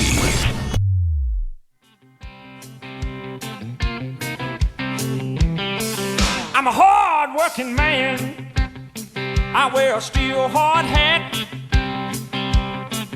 I can ride ropes, a hammer and paint, do things with my hands that most men can't. I can't get ahead no matter how hard I try. I'm getting really good at barely getting by. Welcome back. Mornings on SuperTalk Mississippi. Dave Hughes, Jay McDaniel, the executive director of the Mississippi Gaming Commission, on with us, and we are just over 2 months away from the next session of the Mississippi legislature. If you had your wish list, if you had that magic lamp and you had your 3 wishes, what would you like to see happen in this session of the legislature in regards to the Gaming Commission and the things you deal with? Yeah, so from the perspective of the Gaming Commission, just as an agency, the legislature has always been good to us. I've got 3 really great commissioners who are, the goal here is to make sure Mississippi is a business-friendly environment for our operators, for the companies that run our casinos. Our regulatory environment is very stable. So honestly, from our day-to-day, what we do, we are given the tools we need to do our job. So when it really comes down to, as far as a wish list for me and our agency, we don't really get too much into that. But what I would say is, I have friends in the legislature, just listen to what the operators tell them about, what can help them do business better, what can help our taxpayers from a gaming standpoint, what's going to put, more money into our state, the money that we receive, what gets it in the right place.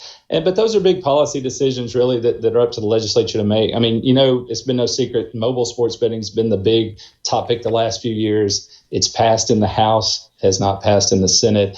And as a result of that, there have been some other bills that have kind of gotten tangled up in that. So there is one bill, Dave, we were talking about illegal gaming. Last year, the Senate passed a bill that increased criminal penalties on illegal gaming operators. And I encouraged that one. I did say, look, that would help us a lot, increasing them to felony penalties. But it died kind of, again, because it got tangled up in all the other gaming stuff. So I would like to see that passed. It would help us. And again, our state prosecutors, our partners in going after that. There was another bill that Lynn Fitch supported about taking payments from jackpots from people that owed child support. That was a bill that I know the Attorney General's office was behind. Again, it did not pass. The Attorney General's office and DHS really pushing that. So I don't think those would be good bills.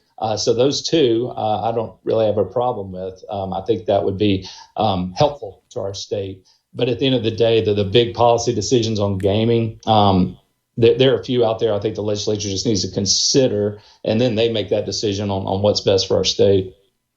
Would they be able to make it, and I think you kind of answered this question already, would they be able to make it easier for you and law enforcement to go after these illegal operators and bring an end to some of this with some of those policy decisions in the legislature? Yes, certainly the criminal bills. So the Gaming Control Act legalizes gambling, but then we just have our basic criminal statutes that sets the penalties. And many of the penalties for illegal gambling is just misdemeanors and minimum fines. So even if we were to go after one of these illegal operators, what are they scared of? They're making millions of dollars. They'll write a check tomorrow if they're hauled into court. So yes, increasing those criminal penalties to felonies with extensive prison time, higher fines. Since it didn't pass last year, the cases we're developing right now, we're going under RICO statutes because those are felony statutes. But RICO cases can be harder to build, take more time. So it would certainly make it easier if that criminalization, if the penalties were increased. And I'm hoping it did pass. It didn't come out of a gaming committee. It came out of the Judiciary Committee. But again, kind of got stalled last year. So I'm hopeful that maybe this year that will pass, and that will certainly help with our efforts. Well, it's kind of a separate thing. It is a separate thing, but, they've had the same problem with the Mississippi Lottery Commission. They actually had a pop-up on their website a couple of weeks ago reminding people, if you think you're playing Mississippi Lottery on your phone, you're not. That's not legal in the state because they are facing those same problems. All types of gambling and wagering has this problem right now in Mississippi, and I think it's going to take big action to get it under control.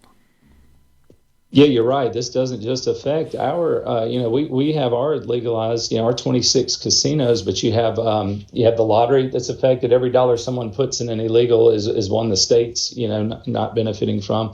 The Choctaw, tribe, which operates Pearl River Resort and their casinos, it affects them. And so that's what's good is we've got a lot of voices in this that understand this is a problem. And the more it impacts, hopefully, again, it helps with our efforts to talk to prosecutors and our partners to go after it. But you're right, the lottery mimics are out there just like the ones that mimic our casinos. It's a widespread problem because no matter what good thing you come up with, some jerk will be along shortly to turn it into a bad thing for themselves for a while. That's what we're fighting against. It's the eternal battle, Jay, and all we can do is keep fighting the good fight like you're doing. Jay McDaniel, Executive Director of the Mississippi Gaming Commission.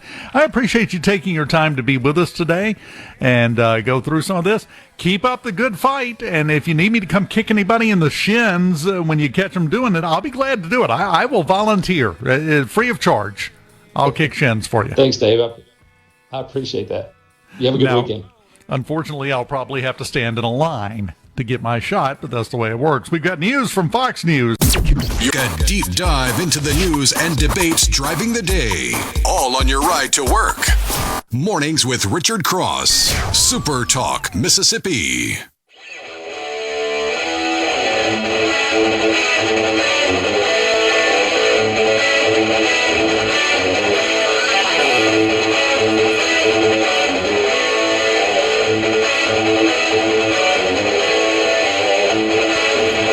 Welcome back. Mornings on SuperTalk Mississippi, presented by Community Bank, rooted in our community. CommunityBank.net is where you can go to find out now. We are joined now by the hardest working man in show business this time of year, every single year, from Sports Talk Mississippi, every afternoon from 3 till 6, and some other things too. The one and only Michael Borkey joins us. Borkey, how you doing today, sir? Man, doing well. I'm just so glad that at 6 o'clock every evening I get to stop talking about whether or not Lane Kiffin is going to go to Florida. So nobody's discussing that, Borkey. Nobody cares. They're more interested in your picks and who they should bet on for NBA games, I think, right now. It's funny you bring that up because I don't like conspiracy, right? I would like to think that there's an explanation for even when things go poorly, and especially when it comes to officiating, I would like to believe that all of them are just trying to do a good job, and sometimes they come up short. I come up short all the time. Everybody does in every walk of life. But this story out of the NBA now has caused me to, and a lot of people, to look at all kinds of games with a weird ending. Or, they were down 7 with 5 seconds left. Why did they foul there? The line was 8.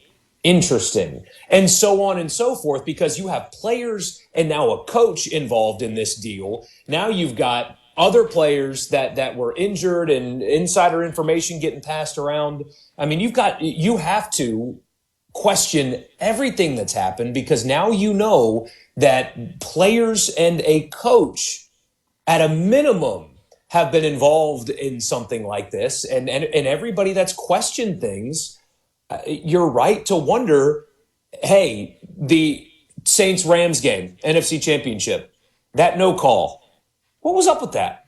Yeah. It's fair to ask those questions now, because we've seen corruption right in front of our face. And it's obvious corruption at this point now that it's been uncovered and explained. What do you think the odds are this is going to spread to other leagues like the NFL or even like college football at some point? Because I don't think anything's off the table at the moment. When the mafia gets involved, everything is fair game, right?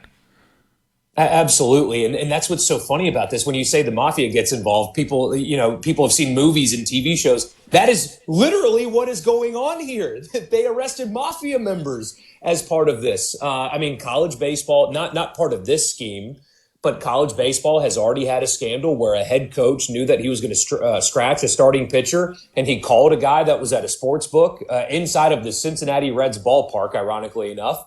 He got fired. It's going to keep happening. And the worst part about this story is 2 days ago, the NCAA is now allowing, they officially decided to allow college athletes to bet on sports that is not theirs.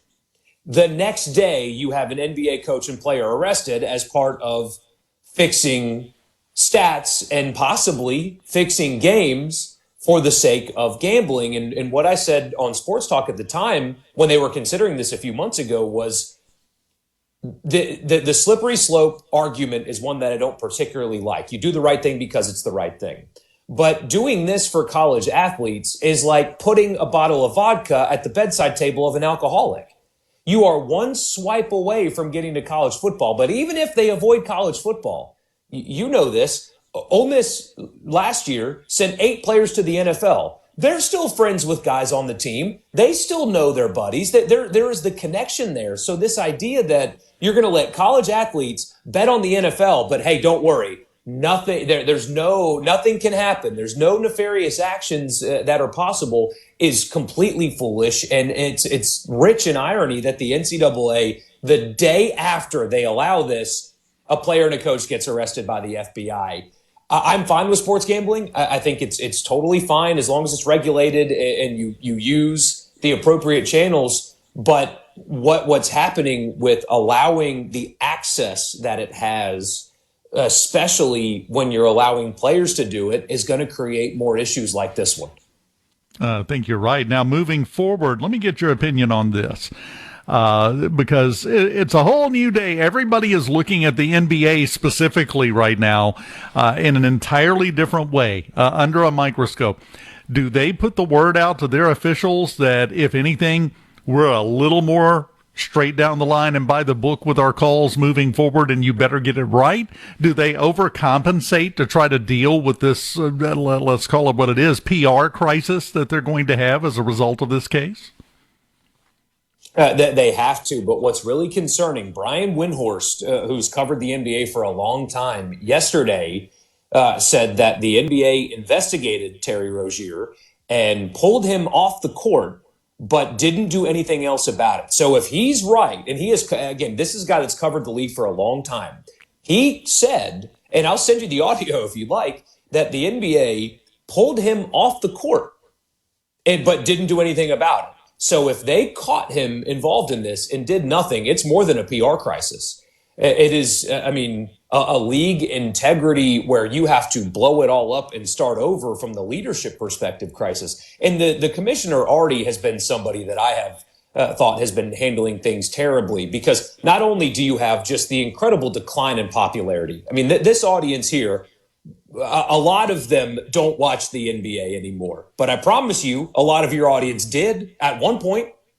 I mean, we hear it from our audience all the time. Man, I used to love it back. I remember watching Jordan. I remember watching Kobe Bryant and Shaq, and now I don't anymore. And a lot of that is tied to politics, but a lot of that is tied to Adam Silver, the commissioner, has allowed healthy players to sit. The player movement has been awful. You have officiating issues. You have style of play issues. You have had gambling scandals. Now you have this with the Clippers circumventing the salary cap, allegedly paying Kawhi Leonard for no-show jobs. And that has blown up in their face. And now you have a coach getting arrested. The league is just in such bad shape in a time where every other sport is skyrocketing. College football ratings, way up. NFL ratings, up. Major League Baseball, up. Hockey, up. Golf, up. We're watching everything in sports except for basketball. No, except for professional basketball, because college basketball, up. So the league is in just a horrible situation. And I hate to see it, because I did really love the NBA, but I mean, they're losing me too. Well, you get right down to it. They do kind of go hand in hand when you have these kind of scandals and these kind of controversies and these kind of illegal activities going on. And at the same time, you see the quality of the product go down, which is what you're talking about. It's a product quality issue. A lot of people who spent a lot of years watching the NBA don't feel it's worth their time anymore. Those two kind of go together in a way, don't they?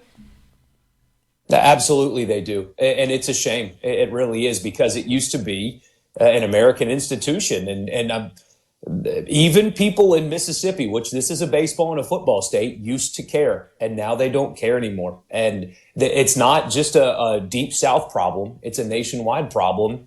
And I think leadership is largely to blame for what the current situation there is. And I hate it. But everything else is going to thrive. So it sucks to be them, I suppose.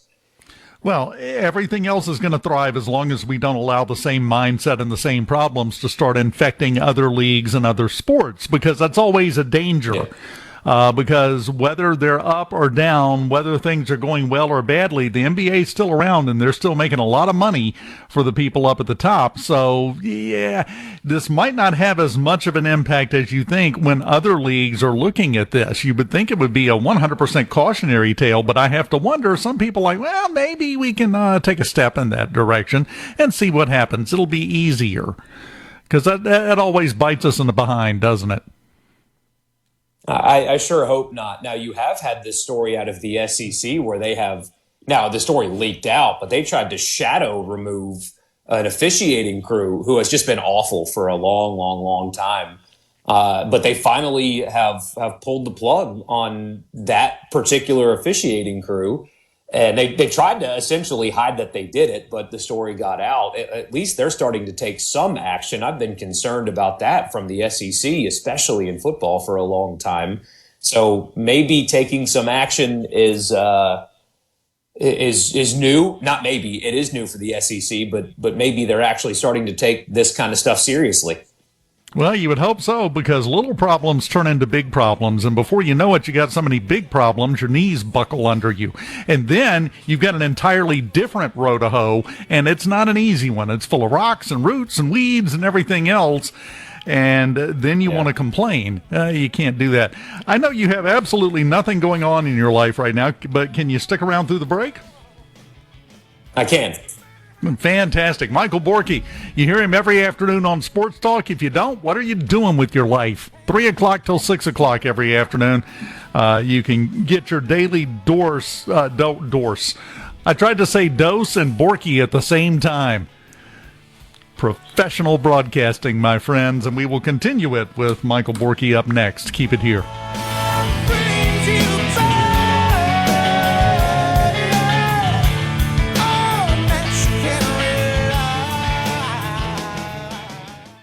From the Venable Glass. From Duck Hill to Alligator, Mississippians start their day the right way. Mornings with Richard Cross on SuperTalk, Mississippi. Substitute confusion, clouds inside your head, involving all my energies until you visited with your eyes of porcelain and a blue. Welcome back. Super Talk Mississippi Mornings. Dave Hughes in the chair. The one and only Michael Borkey joining us, sparing us some of his valuable time. It gets more valuable this time of year because you're always going somewhere, aren't you? Yeah, we've got Hartfield at East Rankin tonight on SuperTalk Jackson. There's a lot of unique things about the company that we work for. The most unique, I think, is our high school football offerings. Now, there's a lot of sports radio stations or just radio stations across the country that have a local high school football team on their station, and that's a great thing, and the kids deserve that kind of coverage and opportunity. We offer 19. We have 19 high school football teams that broadcast under the SuperTalk umbrella, and it's an incredible thing, and I'm glad to be a part of that here on the Jackson station, but 19 is an incredible number. The season hasn't really been what you wanted it to be this year, has it? They started off sluggish, and it was a Hartfield team that had a lot of guys to replace. But I asked Coach Bowman a couple of days ago, I used a March Madness analogy because that's the thing about college basketball is, look, the games in November count in the same way that the ones in February do for your resume. But if you lose in November, it's okay if you're playing well in February. You want to peak at the right time, and I think they are. I think they've finally figured some things out. They've stopped turning the football over, and that has helped a ton. And so when the playoffs come, I think the MAIS, the playoffs here are going to be a lot more interesting than you thought they would be a few weeks ago. They're kind of figuring it out now. Now, let me ask your opinion on something that I don't think you guys talk about it. I don't know that it's being talked about enough overall. We have an officiating problem, even at the high school level, specifically in Mississippi. But in high school, a big part of the shortage problem is what we're talking about here. We don't have enough, do we?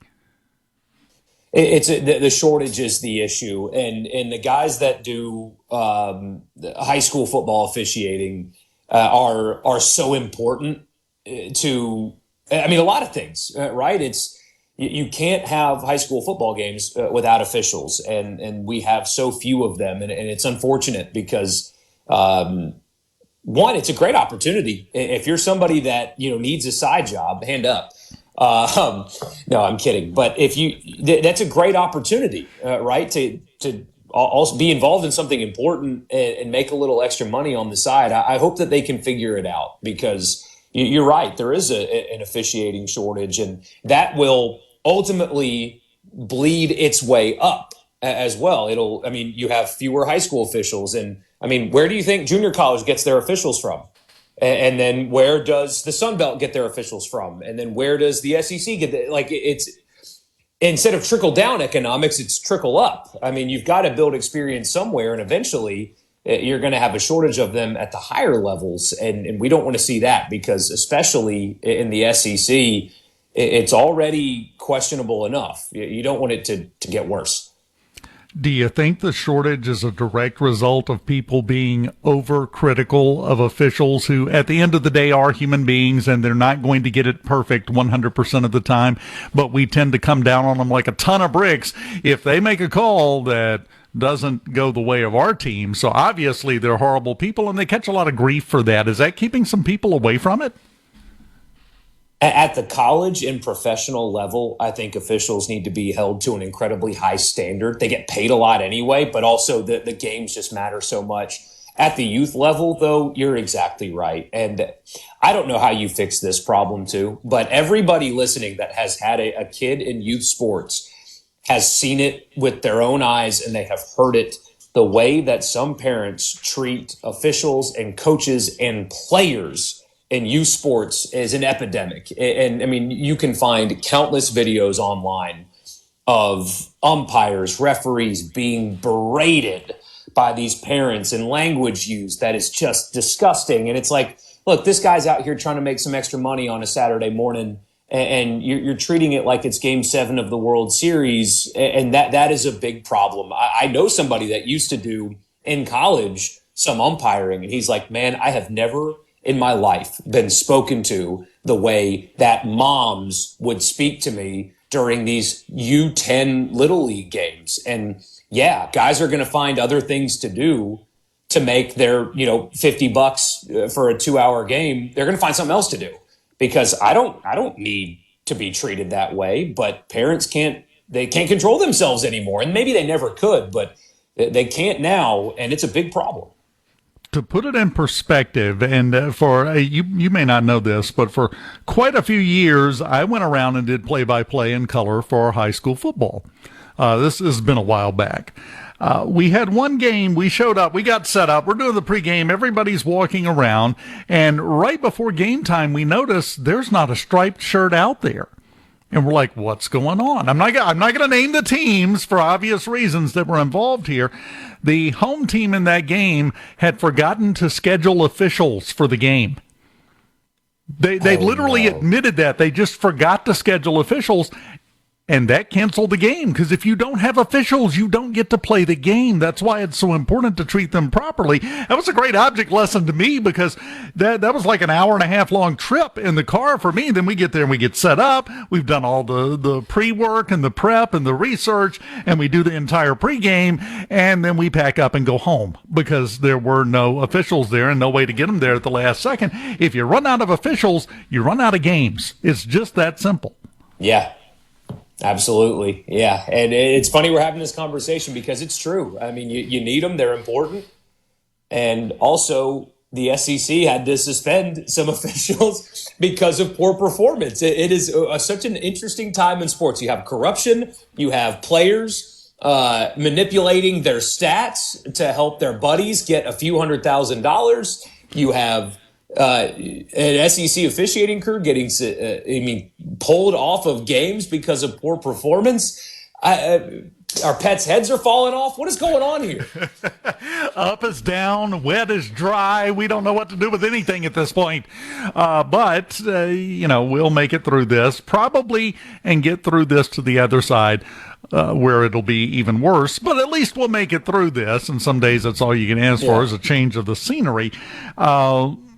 It's always been insane, but it just seems to me over the last couple of years, things have gotten crazier in the sports world. I mean, noticeably, every year there's crazy stuff that happens. You know that. But it seems like for the past couple of years, that has really went into turbo mode for the insanity that has been happening, like that list you just ran down.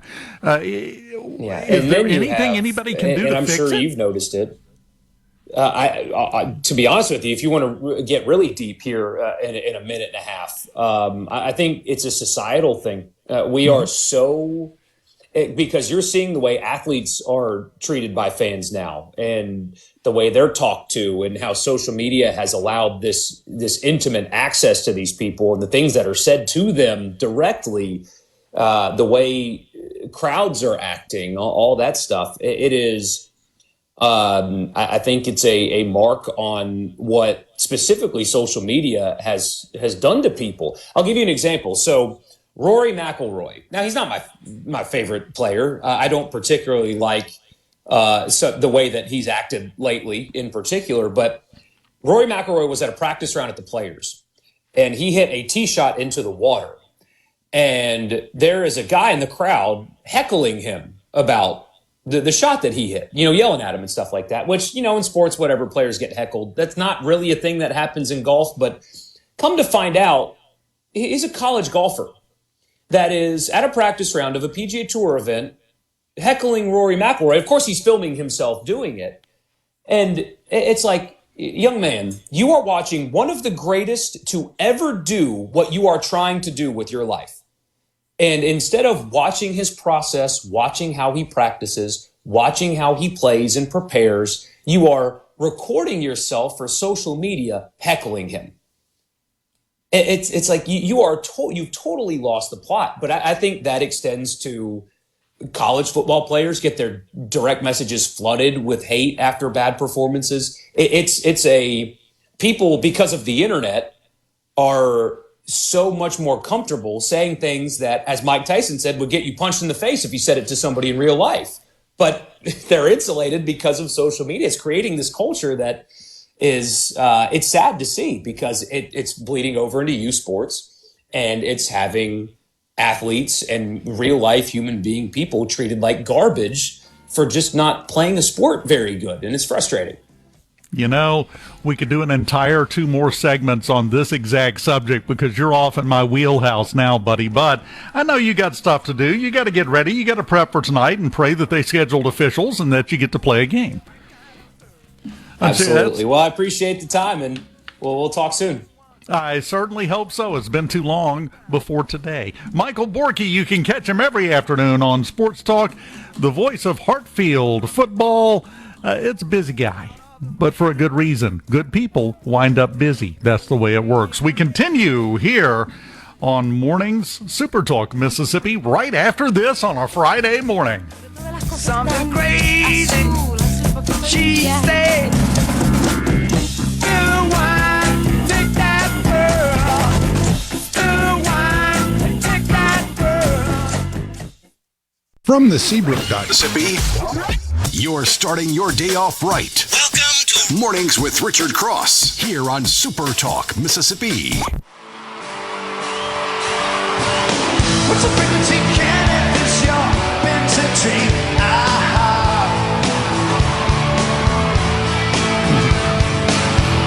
I was brain that locked out, no, not up to speed. I thought I packed you an idiot street. Welcome back. Mornings on SuperTalk Mississippi, presented by the folks at Community Bank. At Community Bank, they are here for every part of your financial journey. If you're looking to manage your personal finances, the banking services at Community Bank make it simple, secure, and tailored to you. Are you ready to grow your business? They offer expert guidance and custom solutions to help your business thrive. Dreaming of a new home? Who isn't? The mortgage specialists at Community Bank are there to make the process seamless for you. All designed with you in mind. They're more than just a bank. They're your partner for life's biggest moments. Community Bank, rooted in our community. Member FDIC, equal housing lender. Yesterday, Lance, Public Safety Commissioner Sean Tyndall, my buddy, put a post up on Facebook. I'm going to read it to you, in case you haven't seen it. Our Commercial Transportation Enforcement Division continues to work hard to ensure the safety and integrity of Mississippi roadways. Since January 2025, this calendar year, in other words, 153 individuals in Mississippi have been referred to ICE and Border Patrol. 110 vehicles have been put out of service due to English communications violations. They don't speak English, in other words. Officers even got a driver off the road in Troop H in Meridian carrying a California license. He's got a picture of it he posted, a California license with the name No Name Given. It's like Idiocracy. Not sure. Yeah. Well, I'm going to call that a mischaracterization, and here's why. Idiocracy was very prophetic in a lot of really disturbing ways, but obvious. At the same time, no, this is not stupidity. This is evil. I'm sorry, if you're giving someone a commercial license and you accept no name given as, oh, that's good enough, type, and you crank out their California CDL, that's not stupidity. You're being evil. California seems to have a bit of that going on, yeah. Yeah, they do. Well, they got like a high-speed rail system where, like, have they ever done anything with it? And billions of dollars allocated. You got, there's a catch in there is what I'm saying. If it's coming from California and you have stuff like this, somebody's making money off of it. Well, they have come out with a defense of this right before that horrific wreck. I don't know if you saw it, where it turned out it was an incapacitated, impaired CDL holder driving a truck, never turned, never hit the brakes, rammed into 3 cars, and killed several people. And they had the dash cam video, and it's absolutely horrific. Right before that, California and Gavin Newsom came out and explained, a member of his staff, I think it was, came out and explained that all this hoopla about all of these illegal immigrants getting CDLs to operate these large lethal machines on the roadways of America, well, they were approved by a federal process. It's a federal problem. It's not us. We didn't do it. It's the feds. No, it was the feds during the Biden administration, which was basically the same thing. I think sometimes we're crossing the line from stupid to evil, and I don't think we're calling it directly that enough. Because this isn't stupidity. This is somebody's child getting killed waiting to happen. I mean, it's already happened in plenty of other places. So, hat tip to the Highway Patrol here in Mississippi. Always done a fantastic job, continue to do a fantastic job. Sean Tyndall doing a great job as Commissioner of the Department of Public Safety. And it's a good report, but I thought it was important to reemphasize this because a lot of times we hear about these problems that are going on and we forget it affects us too. Yes, it's a problem. Yes, it's horrible. Look what's happening in Chicago and in California and in Portland and all these other places. No, it's causing problems here too, right here in Mississippi. And this is a great example of it. 153 truck drivers referred to ICE and Border Patrol since January. 110 taken off the road, placed out of service due to English communication violations, and one guy with a license made out to no given name by California driving one of these enormous lethal pieces of machinery. So you're saying Hanlon's razor just does not apply in this scenario? No, no. Sometimes evil is evil. Yeah. So sometimes, now most of the time, yeah, you can attribute it to stupidity. This isn't stupidity. This is directed action. This is intentional. And yes, a lot of times, not all of them, but most of them, it seems to keep coming back to California, which should shock absolutely no one. But you want to talk about a state that claims a lot more of the moral high ground than they actually own. It's California right now. It's just so much that seems to happen in California. You know, I mean, it's always some big deal. Everybody is up in arms. You know, you got a very diverse population, obviously a very liberal population in certain areas, but an extremely conservative population in others. It's kind of like this, the state that is very divided, right? I mean, if you look at the voting maps, extremely divided.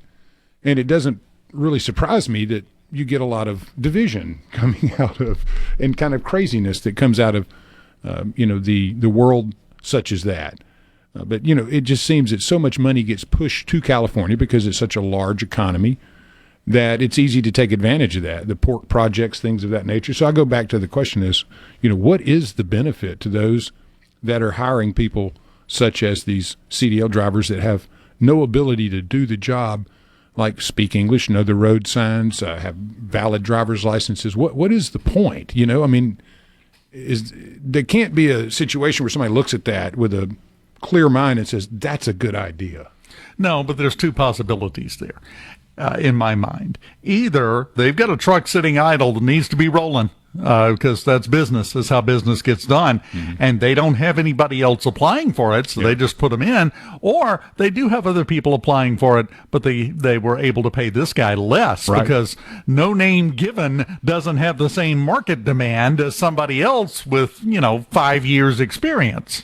Well, one of the debates, too, this health care for illegals, where you have folks that seem to be holding up the government because you want to give health care to folks that are not supposed to be here. Yet what was the ruling recently says that even folks that are here illegally are maybe entitled to the same things that you and I are. What logical person would, a judge, obviously, made that decision, would say that and believe that, oh, yeah, people that jump the fence and break in your house are entitled to the same benefits that you are, and they're not even supposed to be here. So, I mean, I don't get where I sent you an article from Fortune with $38 trillion in debt and paying $1 trillion in interest every 2 months. We really have money for $1.5 trillion for health care to people that shouldn't even be in this country. But we're having this debate. Like that is an actual debate, Dave. I don't understand. This isn't even an argument. This is just stupid. Let me put it in perspective for you. Okay, you may not have heard about this court case. 3-judge panel in Michigan just ruled this week on a case brought to them by the Non-Human Rights Organization. They sued on behalf of the chimpanzees at the Upper Peninsula's DeYoung Family Zoo. Specifically, they were suing to get the court to say that chimpanzees have the same rights as human beings, and they were being improperly incarcerated. They should be turned loose to roam across the countryside and exercise their free will. Sure, yeah. Now, to be fair, the 3-judge panel, after they were done laughing, said, no, sorry, you don't win this one. We're done. So now the group is appealing it to the Michigan Supreme Court. We are arguing over whether or not chimpanzees are the same as people, so nothing else should surprise you at this point. No, it doesn't surprise me. It's just, I guess you, in retrospect and reflection, it's hard to see how we got to this if you just take the 30,000-foot view. But if you really dig into the details, I mean, most of this stuff's been coming for quite some time. Disheartening it is for sure, but, I mean, it's not like we were blindsided with a bunch of crazy. Stuff seems to have been building like a teapot overheating, and now we're starting to see the release valve, which is absolute lunacy from the left. And again, I'm a conservative. I don't ever propose to make you believe I've ever been a member of some party. I'm a conservative and a fiscal conservative. So when you see that we're blowing money like you've never seen before, and I'm not just talking about under Trump, the biggest increase in that was in 2024 before he took office. So let's just be realistic. Everybody's spending too much money, and it's always been Congress's job to be the watchdog, and we've had that ineffective body up there spending more and more as well for 25 years. When does it stop, Dave? Well, I when we can run tell out you of how to money. solve it. We're going into the break, so it's a perfect time to drop this. I'll tell you one solution that could work. Stop letting the stupid people breed. I think that eliminates a lot of it within a generation. Yeah. But boy, does that lead to some court cases if you suggest that seriously. Final segment of mornings and probably some protest signs before it's over with. Up next. From the Venable. Want to know what's being said in the halls of the Capitol? You're in the right place. Mornings with Richard Cross continues on SuperTalk, Mississippi.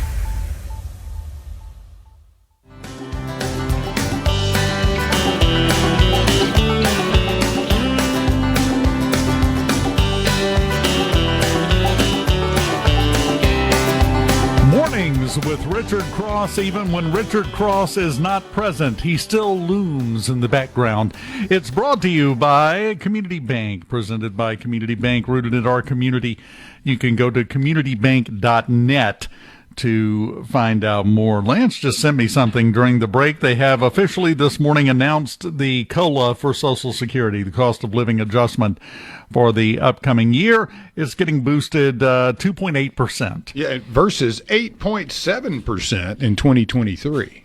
Yeah, it was 8.7 in 23, 3.2 in 24, 2.5 for this year, and then for next year is 2.8. It's almost like you were trying to buy votes back in 23, you know? Well, that didn't happen. What are you talking about? Everything was above board. We let's had get upset about a ballroom, buddy. How about that? You know? Biden got 15 million more votes than Obama did. Mm-hmm. Honestly. He had never left the basement either. Yeah. His son was doing blow in the bathroom, right? I am waiting, by the way, for the Trump administration to figure out a way to use the fake miniature Oval Office set they built in a separate building to do something absolutely hysterical. It's going to happen. You do like a Robot Chicken episode or something, you know, just like, you know, little figurines and give a serious press conference, you know, with that. And I know. I think for my money, you take and install it in the back of a semi and do an Oval Office tour. That would be fun. Just take it around the corner of the country, and either he or Vance get in there and just hold little talks. Yeah, little town hall meetings in a little mini Oval Office. That is pretty cool, though. I mean, I made a point earlier to one of our listeners. I don't care about the ballroom. It doesn't matter to me one bit. If that helps us host, the dignitaries of the world and do that with dignity and honor them and show the strength of America through having nice things and nice people and nice places, I'm okay with that. Apparently, it's not coming from taxpayer money, so I don't really quite understand the uproar. And I wouldn't have cared if Obama did it. I mean, he put in a basketball court. I don't care. It doesn't matter to me. I'm more worried about the debt. I'm more worried about why we can't seem to get our act together and reduce spending, get rid of illegals, stem the flow of drugs into this country without it coming across like, hey, this is all bad. Letting people have health care that aren't even supposed to be here when my health care is way too expensive.